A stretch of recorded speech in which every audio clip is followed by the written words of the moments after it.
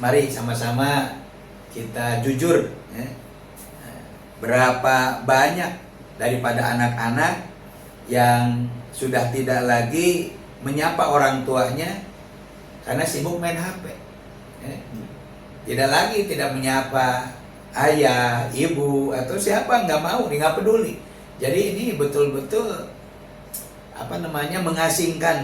mengasingkan dirinya sendiri. Yang kedua, sulit ya, untuk diajak sholat ya, karena kecanduan atau keasikan game online.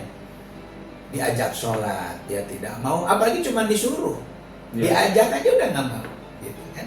Yang ketiga, yang ini yang riskan dan miris sekali nih kita, berani melawan ya, ketika gadgetnya diambil. Assalamualaikum warahmatullahi wabarakatuh. Sahabat pencerah hati, hari ini kita akan bahas persoalan yang serius. Anak yang mulai kecanduan gadget.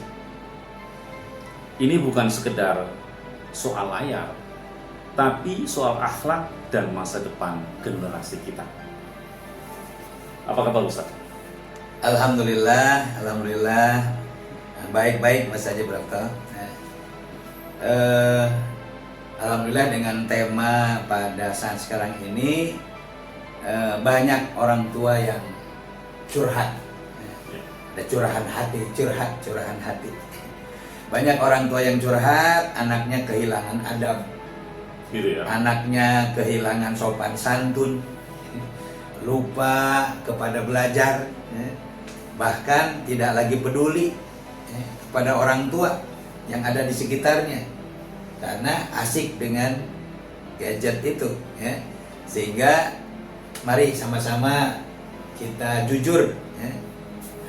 Berapa banyak daripada anak-anak yang sudah tidak lagi menyapa orang tuanya karena sibuk main HP ya. Tidak menyapa ayah, ibu atau siapa, nggak mau, nggak peduli. Jadi ini betul-betul mengasingkan dirinya sendiri. Yang kedua, sulit ya, untuk diajak sholat ya, karena kecanduan atau keasikan game online. Diajak sholat dia tidak mau, apalagi cuma disuruh, diajak aja udah nggak mau gitu kan. Yang ketiga, yang ini yang riskan dan miris sekali nih kita, berani melawan ya, ketika gadgetnya diambil ya, melawan dia sehingga merasa terganggu. Ini adalah tanda ada masalah ya, ada masalah pada akhlak anak-anak kita ini. Nah, Rasulullah SAW bersabda, tidaklah seorang anak menghina orang tuanya melainkan karena besar dosanya. Rawahu Bukhari. Ya. Jadi bukan cuma kecanduan mainan, tapi sudah merusak hubungan Tatanan anak, hubungan anak dengan orang tuanya gitu saja. Betul. Dan kalau ini dibiarkan, Mas Haji, ini dibiarkan saja, ya, cuek kitanya, ini bisa berlanjut sampai dewasa. Gitu ya? Sulit dia fokus, susah bersosialisasi, bahkan yang pasti adalah jauh dari agama. Gitu ya. Tapi Ustaz, kadang lucu juga ya lihat kelakuan anak zaman gadget ini. Iya, ada yang bilang ya, ada yang bilang, Ustaz, anak saya kalau disuruh mandi jawabannya sebentar, lagi levelnya mau naik. Gitu ya. Nggak langsung melaksanakan, dia malah jawab dengan kondisi gamenya sendiri begitu. Oke. Atau ada anak yang kalau HP-nya ketinggalan bisa nangis kayak kehilangan dompet gitu ya. Iya, bahkan ada juga Mas Haji, ibu-ibu cerita nih, anaknya nangis gara-gara sinyal wifi-nya mati. Gitu ya. Sinyal wifi-nya, padahal kalau disuruh belajar mati-matian, alasannya banyak banget itu, nggak pernah mau. Oke. Kalau begitu rumahnya bukan lagi rumah yang Islami, tapi sudah mirip warnet mini gitu.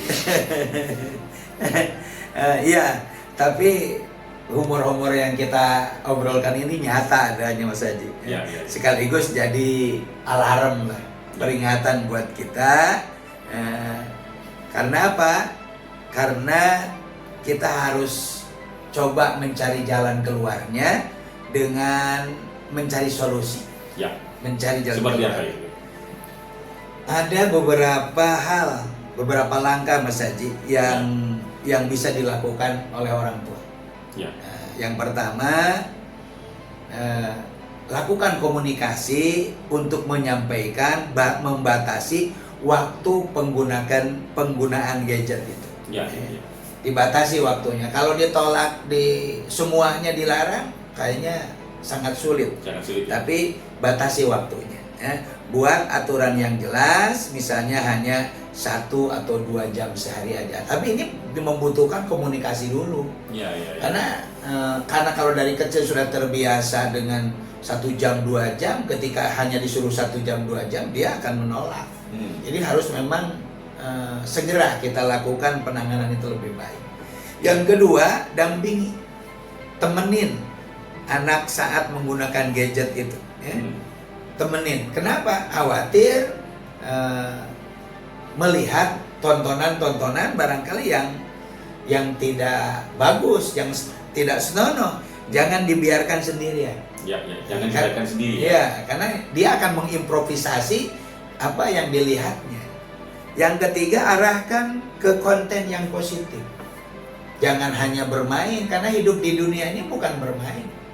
Jangan hanya bercanda, hidup di dunia ini bukan bercanda. Hidup di dunia ini untuk ibadah.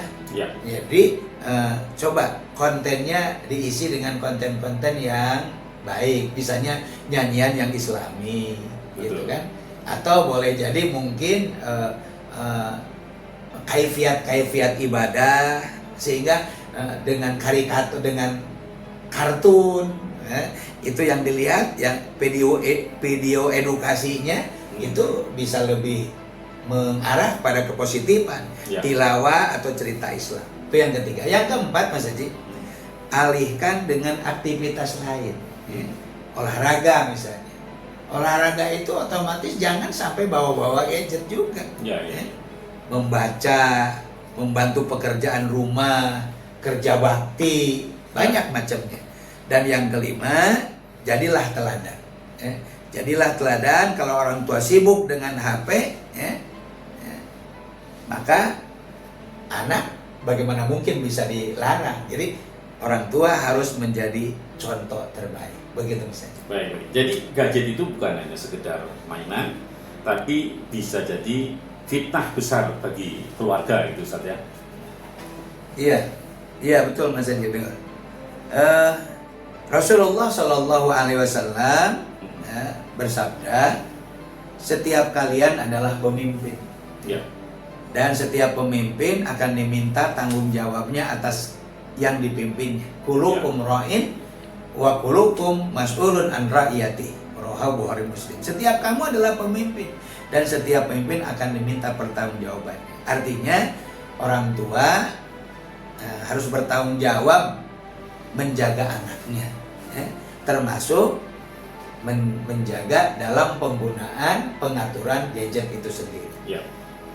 Ibu-ibu muda sering sibuk dengan pekerjaan rumah, jadi kadang-kadang lebih mudah memberikan handphone kepada anaknya agar gak rewel, agar diam, agar tenang. Tapi ingat, ketenangan sesaat bisa jadi masalah jangka panjang. Oke, Masya Allah. Jadi bukan hanya ambil HP-nya, tapi juga isi hatinya dengan cinta, ilmu, dan adab gitu Ustaz. Betul.